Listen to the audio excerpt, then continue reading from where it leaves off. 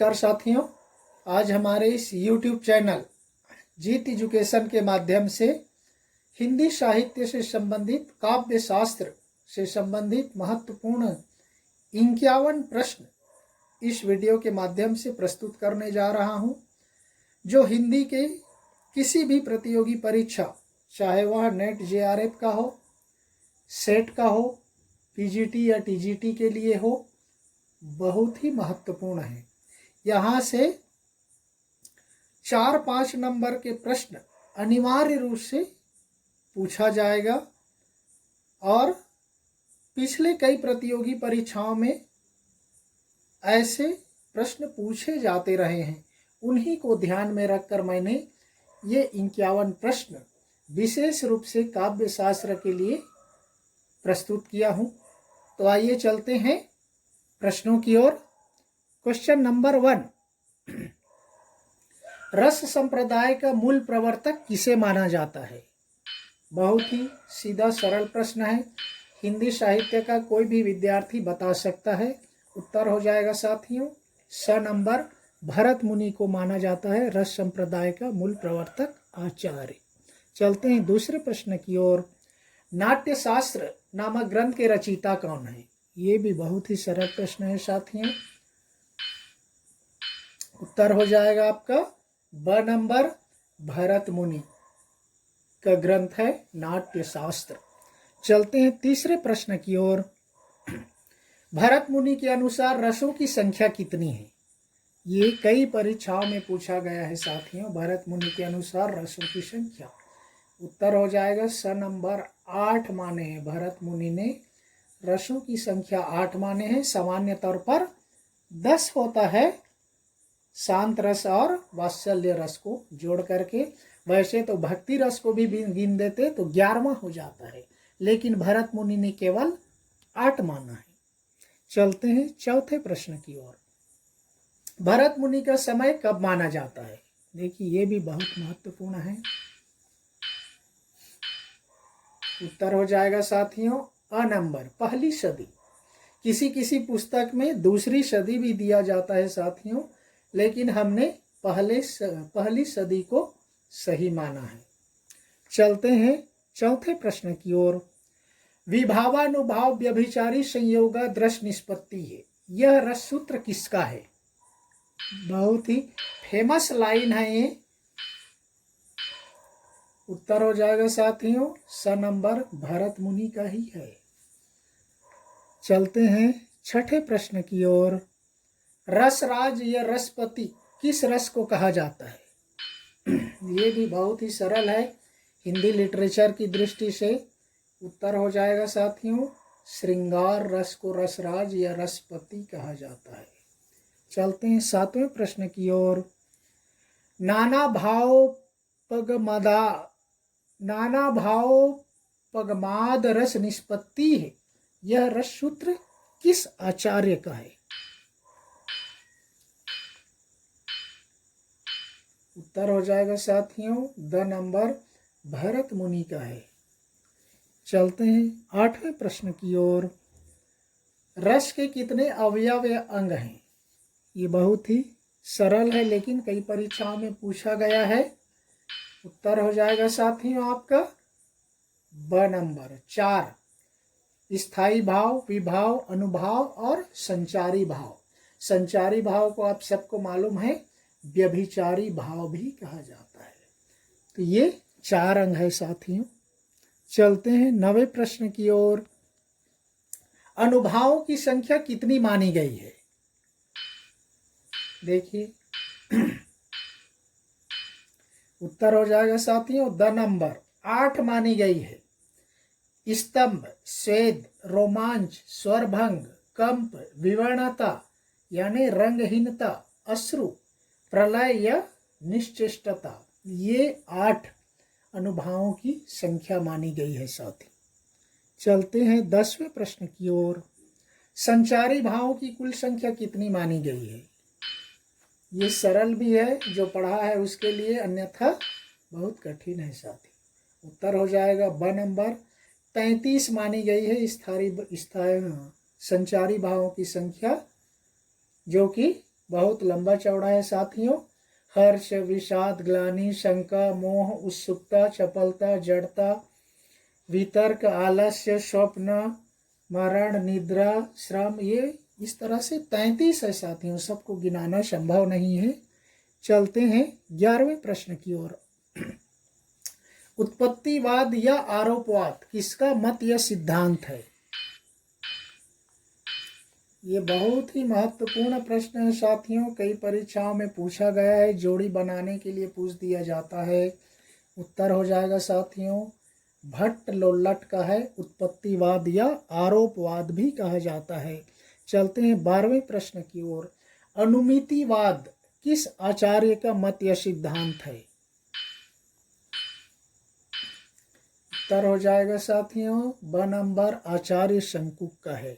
चलते हैं 13वें प्रश्न की ओर। भुक्तिवाद या भोगवाद किस आचार्य के मत या सिद्धांत को कहा जाता है? भोगवाद या भुक्तिवाद, ध्यान रखिए। उत्तर हो जाएगा साथियों अ नंबर भट्ट नायक का मत या सिद्धांत है भोगवाद या भुक्तिवाद। चलते हैं 14वें प्रश्न की ओर।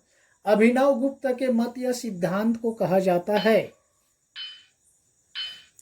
अभिनव गुप्त, उत्तर हो जाएगा साथियों स नंबर अभिव्यक्तिवाद कहा जाता है।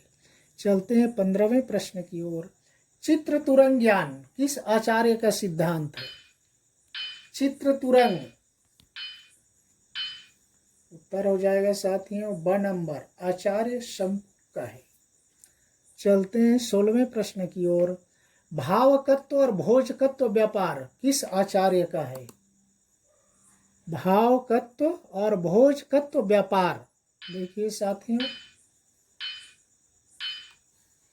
उत्तर हो जाएगा आपका अ नंबर भट्ट नायक का है।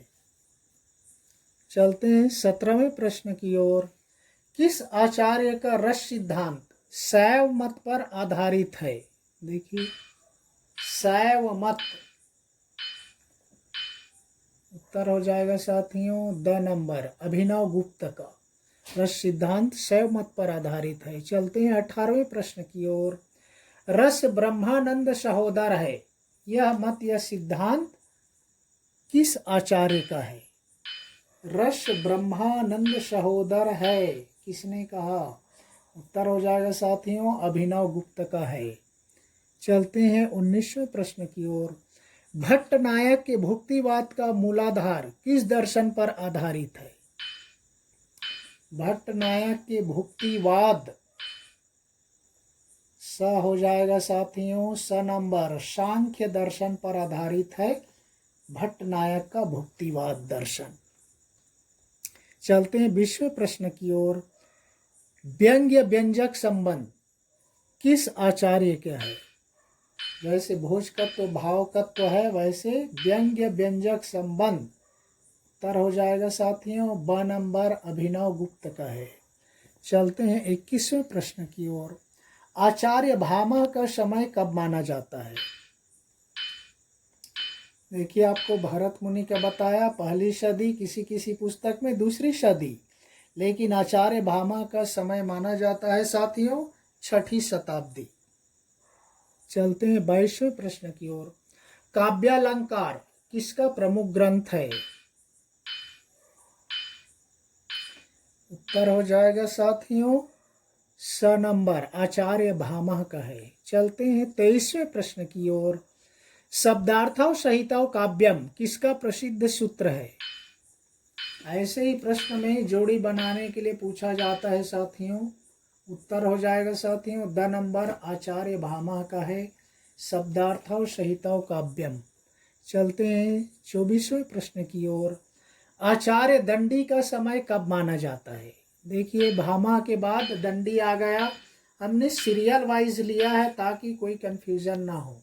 उत्तर हो जाएगा साथियों ब नंबर 7वीं शताब्दी। देखिए भामा का 6ठी है और दंडी का है 7वीं शताब्दी। चलते हैं 25वें प्रश्न की ओर। आचार्य दंडी का प्रसिद्ध ग्रंथ कौन सी है? दंडी का ग्रंथ, उत्तर हो जाएगा साथियों स काव्यादर्श आचार्य दंडी का प्रसिद्ध ग्रंथ है साथियों। चलते हैं 26वें प्रश्न की ओर। शरीरम तावद्दिष्टार्थ व्यवच्छिन्ना पदावली किस आचार्य की परिभाषा है? शरीरम तावद्दिष्टार्थ व्यवच्छिन्ना पदावली, उत्तर हो जाएगा साथियों ब आचार्य दंडी का है साथियों। चलते हैं 27वें प्रश्न की ओर। किसको अलंकारवादी आचार्य भी कहते हैं? देखिए, अलंकारवादी आचार्य कहा जाता है साथियों, द नंबर आचार्य दंडी को कहा जाता है। चलते हैं 28वें प्रश्न की ओर। आचार्य वामन का समय कब माना जाता है? देखिए, भामा, दंडी, उसके बाद वामन, उत्तर हो जाएगा साथियों स नंबर 8वीं शताब्दी। चलते हैं 29वें प्रश्न की ओर। आचार्य वामन का प्रसिद्ध ग्रंथ कौन सी है? आचार्य वामन का प्रसिद्ध ग्रंथ, उत्तर हो जाएगा साथियों द नंबर काव्यालंकार सूत्र वृत्ति। यह आचार्य वामन का प्रसिद्ध ग्रंथ है। देखिए, काव्यादर्श दंडी का है, लेकिन काव्यालंकार सूत्र वृत्ति आचार्य वामन का है। चलते हैं 30वें प्रश्न की ओर। गूढ़ालंकृत्यो शब्दार्थयो काव्य शब्दो विद्यते किस आचार्य की परिभाषा है? देखिए, गूढ़ालंकृत्यो शब्दार्थयो काव्य शब्दो विद्यते, उत्तर हो जाएगा साथियों स नंबर आचार्य वामन का है। चलते हैं 31वें प्रश्न की ओर। कौन से आचार्य अलंकार को काव्य की आत्मा मानते थे? उत्तर हो जाएगा साथियों ब नंबर आचार्य दंडी अलंकार को काव्य की आत्मा मानते थे। चलते हैं 32वें प्रश्न की ओर। आचार्य मम्मट का समय कब माना जाता है? देखिए, आचार्य वामन का 8वीं शताब्दी, आचार्य मम्मट का हो जाएगा साथियों द नंबर 12वीं शताब्दी हो जाएगा, 12वीं शती हो जाएगा। चलते हैं 33वें प्रश्न की ओर। आचार्य मम्मट का प्रमुख ग्रंथ कौन सी है? आचार्य मम्मट, उत्तर हो जाएगा साथियों ब नंबर काव्य प्रकाश। आचार्य मम्मट का ग्रंथ है काव्य प्रकाश। चलते हैं 34वें प्रश्न की ओर। रीति संप्रदाय का प्रवर्तक आचार्य किसे माना जाता है? रीति संप्रदाय स नंबर आचार्य वामन को रीति संप्रदाय का प्रवर्तक आचार्य माना जाता है। चलते हैं 35वें प्रश्न की ओर। तद दोषा शब्दार्थो सगुणावनलंकृति पुनः क्वापि किस आचार्य की परिभाषा है? तद दोषा शब्दार्थो सगुणावनलंकृति पुनः क्वापि, उत्तर हो जाएगा साथियों आचार्य मम्मट का है ये। चलते हैं 36वें प्रश्न की ओर। आचार्य विश्वनाथ का समय कब माना जाता है? आचार्य विश्वनाथ, उत्तर हो जाएगा साथियों ब नंबर 14वीं शती माना जाता है, 14वीं शताब्दी। शती या शताब्दी दोनों ही सही है साथियों। चलते हैं 37 क्वेश्चन की ओर। साहित्य दर्पणकार के रचयिता कौन है? साहित्य दर्पणकार, उत्तर हो जाएगा साथियों स नंबर आचार्य विश्वनाथ का ग्रंथ है साहित्य दर्पणकार, साहित्य दर्पण। चलते हैं 38वें प्रश्न की ओर। वाक्यम रसात्मकम काव्यम किस आचार्य की परिभाषा है? देखिए, वाक्यम रसात्मकम काव्यम, उत्तर हो जाएगा साथियों द नंबर आचार्य विश्वनाथ का है। चलते हैं 39वें प्रश्न की ओर। पंडित राज जगन्नाथ का समय कब माना जाता है? पंडित राज जगन्नाथ उत्तर हो जाएगा साथियों सन नंबर 17वीं शताब्दी। देखिए सभी सीरियल वाइज आ रहा है। विश्वनाथ का 14वीं, आचार्य मम्मट का 12वीं, पंडित राज जगन्नाथ का 17वीं। चलते हैं 40वें प्रश्न की ओर। रस गंगाधर किसका प्रसिद्ध ग्रंथ है?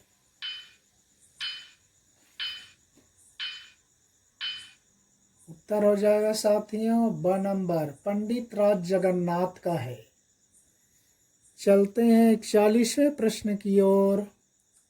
रमणीयार्थ प्रतिपादक शब्द काव्यम किस आचार्य की परिभाषा है? रमणीयार्थ प्रतिपादक शब्द काव्यम, ये बार बार परीक्षाओं में पूछा गया है साथियों।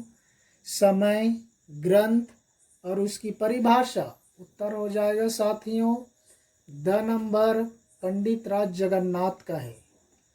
चलते हैं 41वें प्रश्न की ओर। आनंदवर्धन का संबंध किस संप्रदाय से है? देखिए आनंदवर्धन नाम सुने होंगे। उत्तर हो जाएगा साथियों ब नंबर ध्वनि संप्रदाय। चलते हैं 43वें प्रश्न की ओर। आचार्य कुंतक का संबंध किस संप्रदाय से है?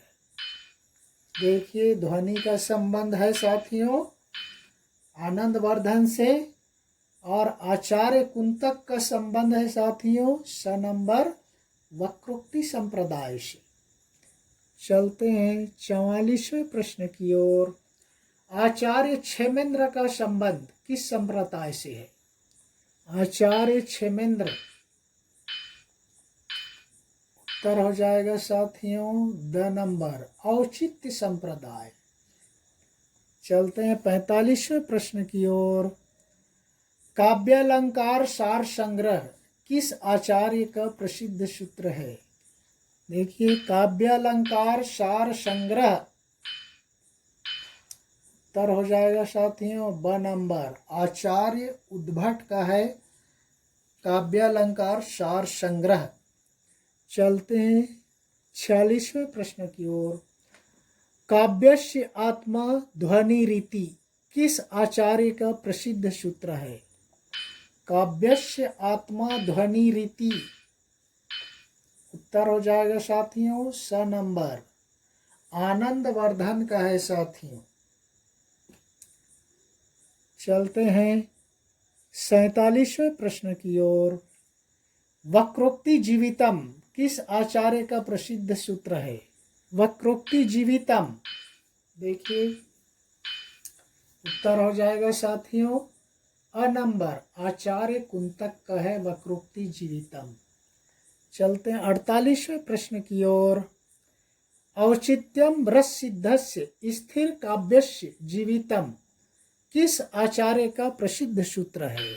देखिए साथियों औचित्यम रस सिद्धस्य स्थिर काव्यस्य जीवितम उत्तर हो जाएगा साथियों आचार्य क्षेमेंद्र का है। चलते हैं 49वें प्रश्न की ओर।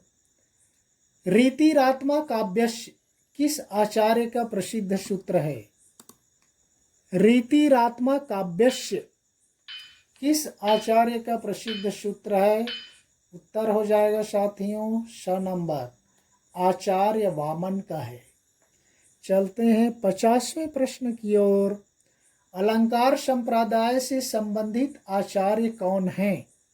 देखिए अलंकार संप्रदाय से संबंधित आचार्य उत्तर हो जाएगा साथियों ब नंबर आचार्य भामा को भी माना जाता है और आचार्य दंडी को भी माना जाता है। ये दोनों अलंकार संप्रदाय से संबंधित आचार्य हैं, तो इसलिए हमने दोनों को रख दिया साथियों।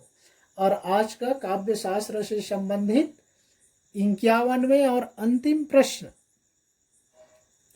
जिस प्रकार काव्य की मुक्तावस्था ज्ञान दशा कहलाती है, उसी प्रकार हृदय की मुक्तावस्था रस दशा कहलाती है। यह कथन किस आचार्य का है? ये कई परीक्षाओं में पूछा गया है साथियों। आत्मा की मुक्तावस्था ज्ञान दशा कहलाती है और हृदय की मुक्तावस्था रस दशा कहलाती है। उत्तर हो जाएगा साथियों स नंबर आचार्य रामचंद्र शुक्ल जी का है। तो इस तरह से साथियों ये लगभग जितने भी प्रश्न पूछा गया है अधिकतर कोई ना कोई परीक्षाओं में, पिछली परीक्षाओं में जरूर आया है और आने वाले समय में भी इन्हीं से संबंधित प्रश्न रिपीट होते रहते हैं। वह बार बार उसकी पुनरावृत्ति होती रहती है, इसलिए उन महत्वपूर्ण प्रश्नों को हमने एक जगह संग्रहित करके एक वीडियो में प्रस्तुत करने का प्रयास किया। तो इस तरह से हम किसी अन्य अध्याय के संबंध में दूसरे वीडियो के साथ मिलेंगे। तब तक के लिए धन्यवाद। जय हिंद।